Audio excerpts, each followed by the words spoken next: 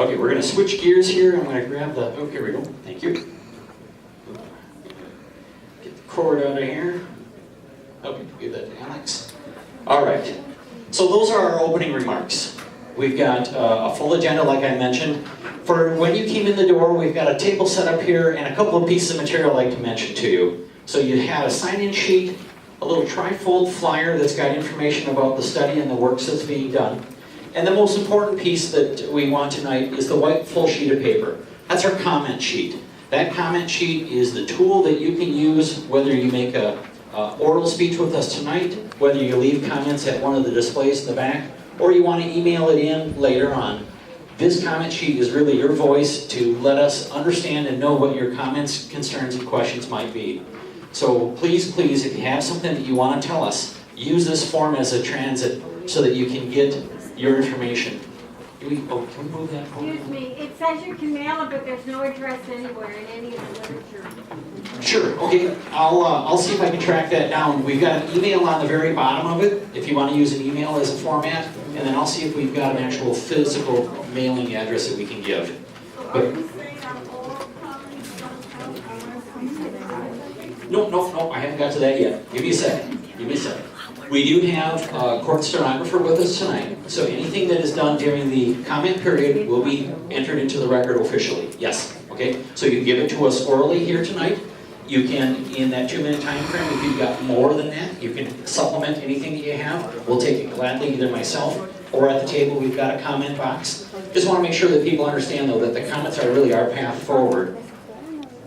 Okay, yep, here's the mailing address. I'll give you the mailing address right now, and then I'll leave it at the table too. But the 231 South LaSalle Street is the address, Suite 1500, and the zip code of 60604. Oh, and it's on the flyer? Oh, fantastic. Okay, so if you go to the little tri-fold flyer, that is also on the very back side of that as well. So that way we don't have to worry about writing it down. Great, thank you for pointing that out. Okay, so back to the comment sheet. The comment sheet's really the tool that we want to use. And as you'll see here in the presentation that Alex is going to start in a second, we are in the very, very beginning stages of this study, and we want to have you as educated as possible. So we're going to take the next probably 20 minutes or so and talk through the different things that we've started with and where we're at in the study, and most importantly, what it is that we can learn from you. So with that said, I'm going to turn the presentation over to Alex. Thanks, Kevin. Can everyone hear me okay? Thank you. Well, welcome. Thank you for coming. My name's Alex. I'm a planner with the Corps of Engineers here in Chicago. And as we've all gathered by now, we're here to discuss our new project for a new material sending facility, the Calumet Harbor River.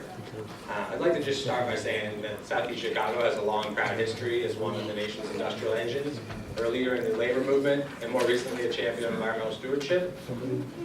It's important to keep these buried legacies in mind as we continue to discuss the future of the Southeast side today in a way that balances jobs, and human health, and industry, and the environment. So, as I go through this brief presentation, I'm going to try to stick to these three main points. First, I'll touch on our goals and objectives for this meeting and for the project. Who are we and why we invite you here today? Then I'll go into a brief background of the project itself and our site selection process. And then lastly, and most importantly, we'd like to make sure we leave plenty of time to meet with you all and answer questions. We're here to listen and learn. And like the Colonel said, no decisions have been made at this point. I thought the first hour was really fruitful, and we appreciate your taking part in this. And before I jump into a more technical discussion about maintaining the harbor and river, I'd just like to take a moment to acknowledge our partners. This is a process that affects a lot of people, and there need to be a lot of voices heard.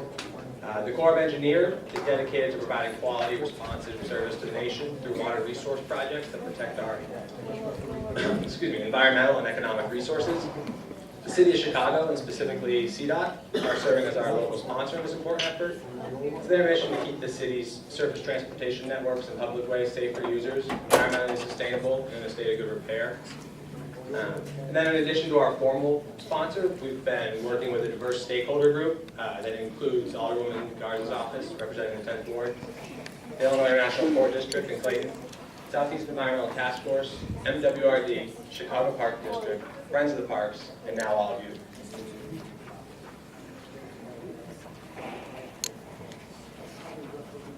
So the Corps is directed by Congress to promote transportation safety and the thriving waterborne economy through maintenance of federal waterways.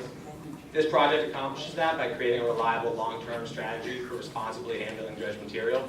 And the Colonel mentioned this, but it's also important to stress that we're also responsible for other missions, such as ecosystem restoration, flood risk management, and coastal storm damage reduction. It's important that we keep in mind that all of these are different tools in the same toolbox, and when used together, they contribute to a more holistic strategy for the Calumet that addresses addresses the interests of the diverse stakeholders that are in this room and in the neighborhood. So where are we in the process? We touched on this briefly. This is going to be a multi-year effort. We're at the earliest stages now in a process we call scoping. No decisions have been made yet. We're learning about the problem, talking about potential solutions.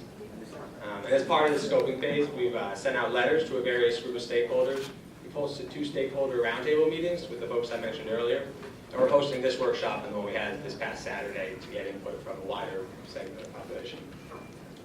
Next, we'll be taking this information home with us and incorporating it into our analysis as we work towards recommending a site.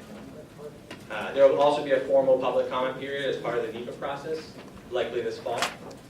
There'll be another opportunity to submit comments formally and see our report that we'll be putting up.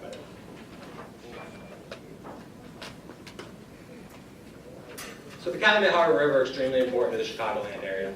Maintaining these waterways reduces truck and train traffic. Moving goods by barges uses far fewer fossil fuels, and it reduces traffic, accidents, and wear and tear on our roadways. Maintaining these waterways also results in removing historical pollution that has the potential to harm human health and the environment. And lastly, Chicago is the second busiest port in the Great Lakes. Cal Harbor and River generate more than $600 million in sales annually and support more than 3,700 jobs just in the Chicago area alone. Right? A lot of tax money to the city? Yes, ma'am. Yeah. In terms of maintaining the Calumet Harbor and River, the overall problem is fairly simple. At any moment right now, for instance, there's sediment in the waterways moving around and building up in certain places. If it builds up too much in any one spot, it becomes a hazard to navigation. This can make waterways impassable. It can force ships to carry fewer goods so that they float higher in the water. And it can even cause shipping companies to abandon operations in the area, taking jobs and tax revenue with them. When this happens, we, the Corps of Engineers, come in and basically scoop that sediment out. And that's the dredging process that we're talking about tonight. So our questions that I'd like to discuss are, well, where is this dredging occurring? Where do we dredge? Why? And then what do we do, or what can we do with that sediment? So to answer that first question, based on our dredging records, virtually all the dredging that the Chicago District will carry out in Chicago in the next 20 years will come from Calumet Harbor and River. We've been maintaining these waterways, like Colonel Reisinger said, for 150 years. This feasibility study also considers this CalSag channel, and the reason we do this is because a large portion of the waterborne activity in the Calumet area actually originates inward, not from the lake. Chicago is unique in that it's the only direct water connection between the Great Lakes and the Mississippi River, and ultimately the Gulf of Mexico. So while we have to allow for a possibility of a small amount of dredging from the CalSag channel in order to protect that competitive advantage that makes the Chicago area so unique, the channel itself hasn't required dredging in decades, going back to the 70s, and we don't currently have any plans to do so moving forward. So the second question is, well, what do we do with that sediment? We've pulled it out of the water and it has to go somewhere. And generally, the Corps handles dredged material in one of 3 ways. For clean, sandy material, we can dispose of it in open water in the lake, or use it for beach nourishment. For clean material that's not sandy, that's more of a clay or silt texture, we're authorized to use it for certain beneficial uses. This could be upland as fill, could be used in wetland restoration projects, which is another one of those mission areas I was talking about earlier. And this is the type of sediment we find in Calumet Harbor. The third option is, what do we do with sediment that contains elevated levels of contamination? And there are basically 2 options. You can try to treat the sediment, or you can build a specially designed facility to confine it safely. Research shows that treatment does not work well for the sediment that we have in the Calumet River, and I can go into this a little bit more next. So we've decided that for the contaminated material that exists in the Calumet River, a specially built and operated facility is necessary to safely keep it away from humans and keep the waterway safe. From humans and animals too, right? I saw that here Yes, that yes. it's fenced off. Yeah, I'm sorry, I forgot about the animals. No birds, no animals, nobody can get in, right? Exactly. Great. Thank you.